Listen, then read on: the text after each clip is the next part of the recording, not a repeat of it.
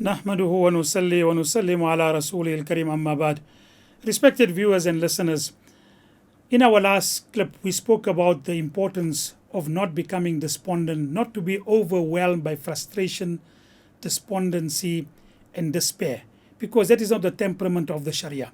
And we should always be positive and never become despondent of the mercy and the help and assistance of Almighty Allah subhanahu wa ta'ala. Today we would like to look at ways and means our Sharia has taught us with regard to not being overwhelmed by despondency, frustration and despair. One of the aspects that Islam teaches us a futuristic vision that teaches us that the challenges and in fact even the joy of this world are short-lived.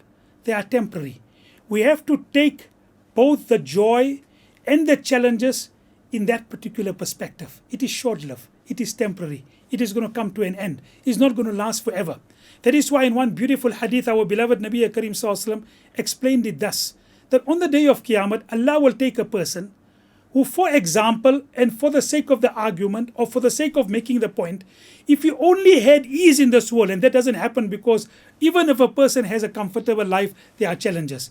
And if a person had ease, and he only had ease, if Allah Ta'ala were to dip him in Jahannam and take him out and said, "Oh my banda, did you see any ease?" And he will say, "I never ever saw any ease." And vice versa. If a person only had difficulty, and that also doesn't happen because even if a person has a challenging life, there are glimmer of hope and happiness.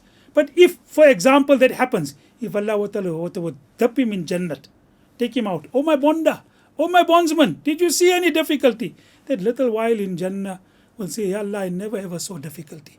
So all our difficulties and challenges, we have to look at it in the context of the temporary aspect of this world. The second aspect, amongst others, Nabi Kareem sallallahu alaihi wasallam has taught, "Ajaban li amri al-mu'min." Very wondrous is the affair of the believer. For him, everything is good. In asabathu sarra shakara fakana khayran lahu. If any good comes upon him, he makes shukr. This is good for him. Wa in asabathu darra sabara. And if any difficulty, challenges come upon him, he makes sabr. And sabr not in the way we understand sabr. Sabr in the Arabic language means he perseveres despite the challenge. فَكَانَ خَيْرًا لَهُ. It is still good for him. So if there is good, he makes shukr. If there is something that is challenging, he makes sabr. And both of these things are still good for him. Look at the beautiful teachings that Islam has taught us to look at things in a positive manner. Nabi Kareem Sallallahu has also said in a hadith that inna husna zannam billah min husnil ibadah. Part of good ibadat and worship is to have a good expectation from Almighty Allah subhanahu wa ta'ala.